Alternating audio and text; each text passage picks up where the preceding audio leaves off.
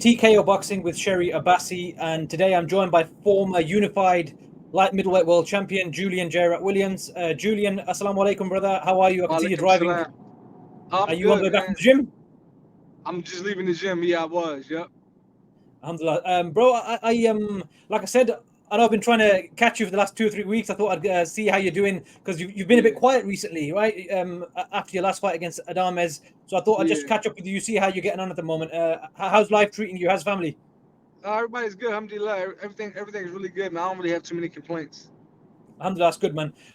I did notice. I went on the box rec today. I noticed you've got a fight scheduled in. Is it the 12th Yep, of I do. January? The 12 in a few days, actually, inshallah. And where are you fighting? Was it Brooklyn? I can't remember what I saw. In Atlantic City, New Atlantic City. Jersey. Okay, cool. Yep. No problem. Yep. Can I ask how that fight came about in terms of was it recently? Has it been in the works for a few weeks? Oh, well, I just wanted to stay busy. Uh, so I took a fight, just to stay busy until something bigger comes along. Absolutely. And just to check, so obviously, over the last few years, you've had fights with PBC. Are you still associated with PBC, or is this a fight off the PBC platform? I'm still associated. I'm still with PBC. Yeah. Okay, no problem. So obviously, inshallah, moving forward this year, once they announce the schedule for the PBC on Prime, hopefully you'll be scheduling some of the cards there as well. Then, Inshallah. wicked, no problem. So Julian, for me, like I said, we've spoken before. But, the last time I spoke to you was in 2021, so it's been a little while, almost 3 years, Yeah, in it's been a fact. minute. Yep. It's been a little while. Time does fly. Yeah. I thought for me, Julian, obviously, as a Muslim brother, you're someone who the community has really got behind, whether it's UK, Yep. USA, wherever it is. You're someone who has everyone's respect, shall we say. You're Yep. a fighter who isn't someone who talks a lot of crap, and that isn't your style. You're a guy who gets in the ring and you Nah. handle your business in the ring. You know what Yep. I mean? You're more of an old school fighter, shall we say? You're from that mold. For sure. I try to And be. on the lab. And for me, I've always remembered your performance against Jarrett Hurd. Obviously, that was 2019. Was it May Yeah. time, Ramadan? So Yep. It was. yeah, Yep. exactly. So the way that fight went and how you came back from your loss to Jamal Charlo and you learned from that and came back and put on a career best performance. Unified champion. That's no joke. You know what I mean? So you've been to Yeah. the highest highs of the sport. Obviously, in the last few years, you've been a bit inactive and you've taken some losses that maybe weren't expected. Yep. How have you sort of adjusted to that now, and how are you viewing your career at the moment, and what is the plan moving forward? The plan moving forward is to just get busy. I think sometimes when you sitting around and you're just rusting, and obviously I battled a few injuries that a lot of people don't really know about, and that was part of me being inactive. So I think the main goal for me in 2024 is just to get busy and fight as much as possible, because the more you fight, the sharper you'll be, the more you'll be in the gym. You understand what I mean? So my goal is to get busy for 2024, inshallah, and then I'll get a big fight, and then it'll all work out. Absolutely. And that was something I was going to ask you about, actually. A lot of top fighters in the sport in recent years have been riddled with inactivity. Obviously, the COVID Yeah, pandemic didn't help things. That made it hard for people yeah, to get out as well. So that didn't help. yep, But in general, someone like Terence Crawford, for example, 2020, one fight, 2021, one fight, 2022, one fight, 2023, one yeah, fight. A lot of people have been inactive. For some fighters, it's a blessing because the wear and tear, you can recover and stuff. But, someone like Deontay Wilder, for example, 2 or 3 weeks It ago in wasn't a Saudi. blessing. It wasn't a blessing for him because he Exactly. looked just a little bit off.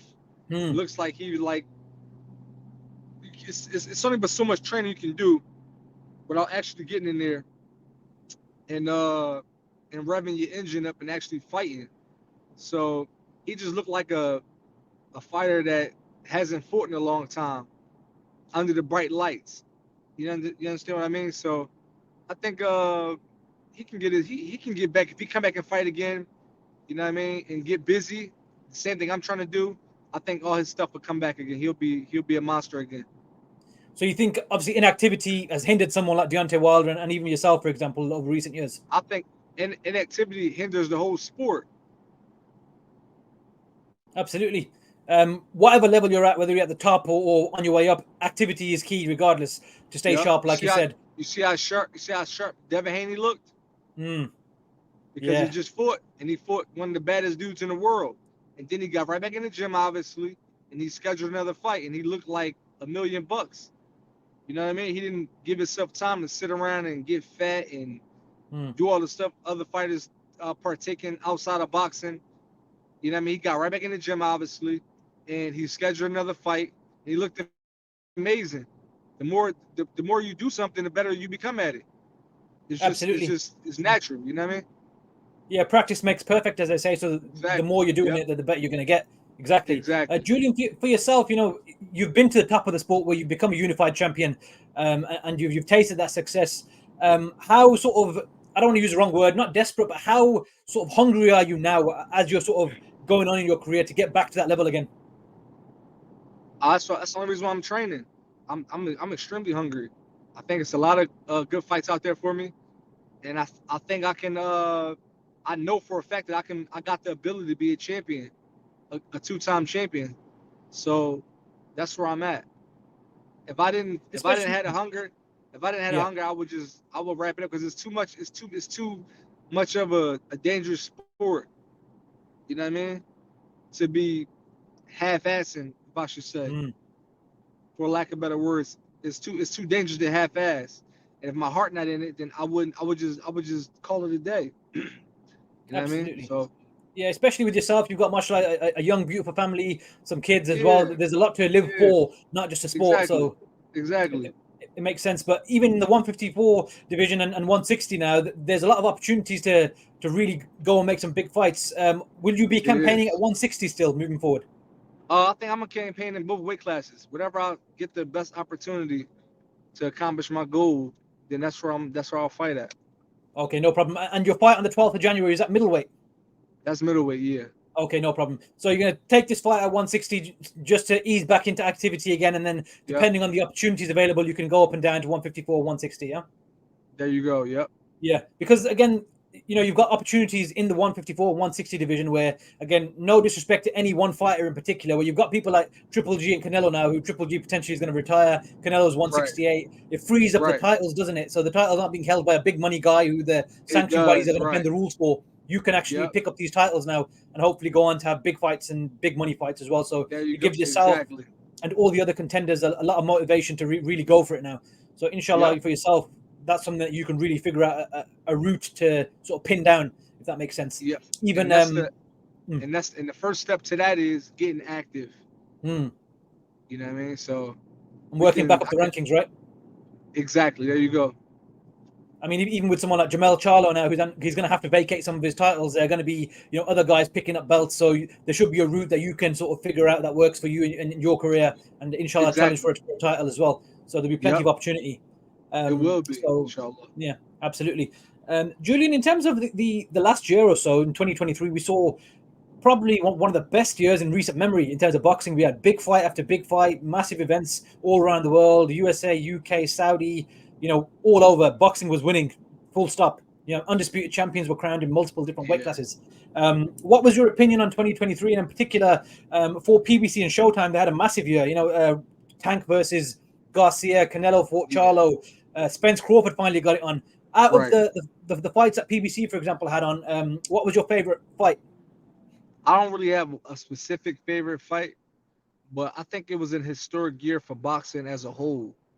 Everybody, all the fights, pretty much all the fights everybody wanted to see, besides maybe one or two, got made. We didn't get we didn't get Usyk and Fury, but that's scheduled, and we didn't get Bivol and Baturviev, but that's supposedly about to get scheduled. So I think 23 was probably, man, one of the best years of boxing I've seen in recent years. And what's so sad about that is people still aren't satisfied. They still have something negative to say. It's like you can't please people. We got Tank and Ryan Garcia. You got Spence and Crawford. We got a lot of great fights last year.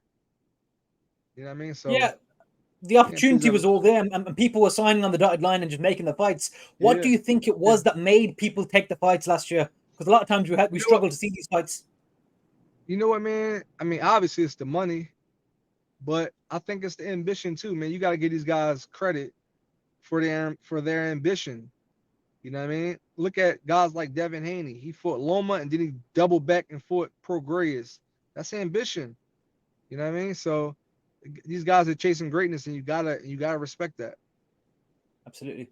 And obviously, in a sport like boxing, Julian, where it is something that a lot of people have to start at a young age, especially if they go the amateur route and stuff like that, you have to commit and give your life to it. A lot of sacrifice, a lot of hard work. What is it for you that you would say the sport has taught you the most, not just in the ring, but outside the ring as a human being? Discipline, discipline. The discipline I learned from boxing, for me, is spilled over into other aspects of my life, and I just learned how to be disciplined with everything. And discipline in regards to, like you said, everything, not just inside the ring. So yourself, I've always seen you posting about, the landlord and property number one, property number two. So Yeah, you've been quite yeah. disciplined and regimented in that sense with your finances. Can you talk to me a little bit about where you got that from and how you managed to sort of make sure your money didn't get spent in the wrong places and you managed to secure something for your future? Well, I think it comes from, okay, so all right, so when I was a kid, I always it was a former Olympic gold medalist by the name of Tyrell Biggs that used to work at the gym that I started boxing at, and he will always have long discussions with me about how he ruined his life by just living a fast life and not being disciplined and doing all the bad things. And he discussed some of those things with me in confidence and in private. I never repeat them. I don't want to. I'm gonna conceal his shortcomings. I don't want to repeat the things that he told me, but it always stuck with me. So when I started making money in professional boxing, I didn't want to. The things he told me always stuck with me about the things he did wrong and how he uh how he ruined his how he ruined his money and stuff like that.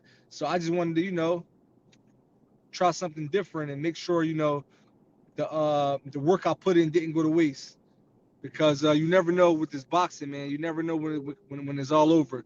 You don't even know if you're going for a lot of people don't know if they're actually even going to make it. It's a million guys that turn pro every year, and it's very few guys that make it to the championship level or make it to seven-figure paydays, or hell, even make it to six-figure paydays.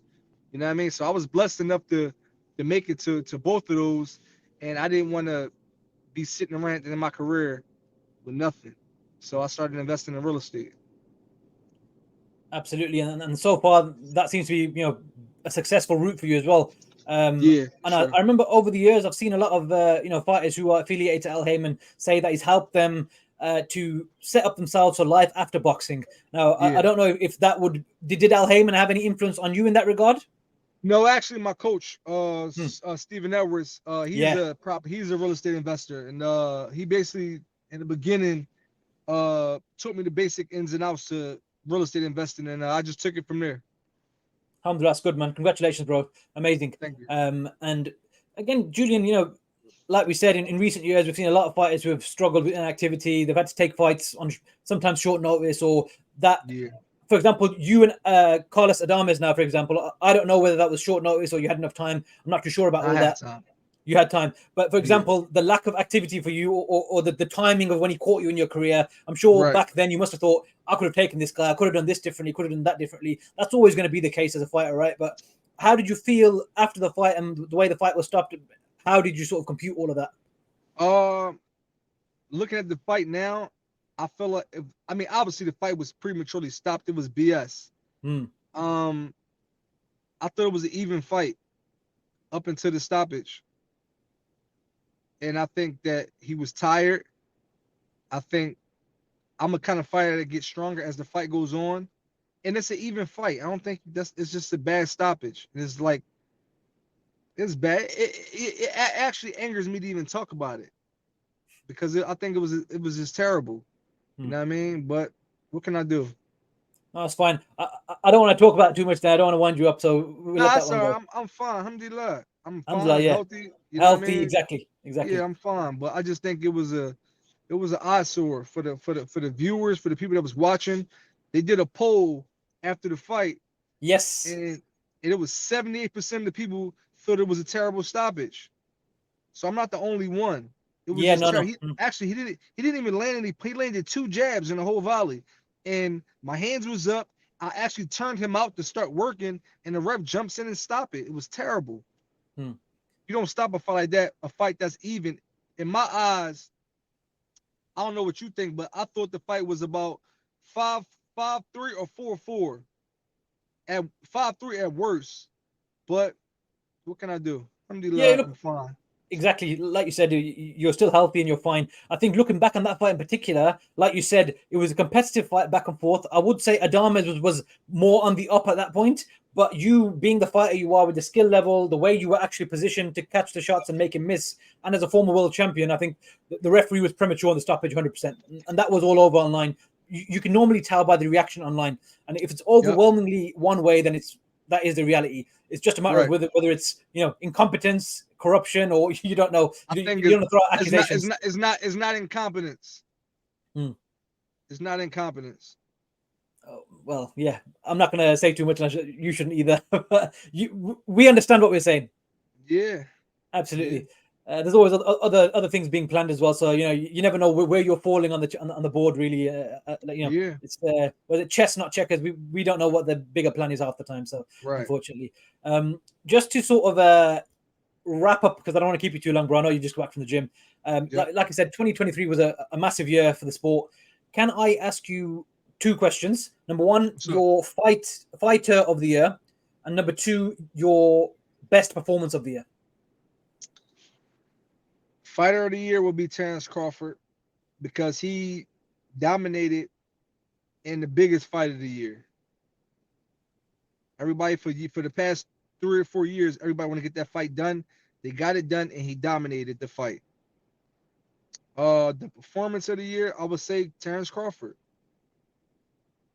That's a big fight to dominate. Errol Spence, people could say play Monday Morning Quarterback now, but Errol Spence is a pound for pound. He's a real dude. He's a talented dude. He can fight, undefeated. He beat all the other champions. He beat their asses. You know what I mean? So that's a great performance by Terrence Crawford to turn in on that night. Absolutely, and just sort of add to what you just said there. Errol Spence was a 3-belt unified champion. He'd beaten a lot of great fighters on the way. I appreciate the car accident, the eye injury. The timing was what it was. The fight happened exactly when it was meant to happen. And Crawford went in there. We can't not shoot per se, but we can't get into what happened prior to because that's nobody's fault. Yeah. About the accident or what happened, and more importantly. And I respect him a lot for this, but he didn't get that excuse to himself. Speaking about Errol Spence. Yeah. He took it on the chin like a man and said, all right, whatever. You know what I mean? So I can't give an excuse to a man that he hasn't given to himself. He took his loss on the chin like a man, and he want to run it back. You gotta respect that too. And I'm a fan of both. I'm a fan of both fighters. Yeah, absolutely. And like you said, the way Errol behaved afterwards just shows that he doesn't need belts to be a champion. He behaved like a champion regardless. Lot of character. Absolutely. Didn't make not one excuse. 100%. And like we said, as fans, you can only respect and admire a fighter more after going through it. Went through in the ring as well, because it was very one-sided beatdown ultimately. With all due respect to him, Crawford just had his number in every department. But sometimes you get a great fighter versus an all-time great fighter. That's all it is. I think they're both great fighters, but Absolutely. I just think on that particular night when they lined up, he had his number that particular night. Yeah, I suppose as a fighter, fight night, that's what it's all about. It's all about fight night. 36 minutes. Your best of the best for 36 minutes on that particular night. And on that particular night, Terrence Crawford had his number. I don't know what's going to happen in the rematch. Yeah, they're both great fighters, like you said. Both great fighters, yeah. Absolutely. Julian, I just wanted to say a massive thank you, bro, for coming on and giving me a bit of your time today. Really appreciate it. Can you just let me know your tag on Instagram and Twitter so I can add that into the video as well as people can follow you? I'm on Jrock Boxing on Instagram and Jrock Boxing on Twitter as well. Nice and easy. Julian, thank you very much for your time, brother. Assalamu alaikum. Wa alaikum salam. Be Thank you. safe, man. Yeah.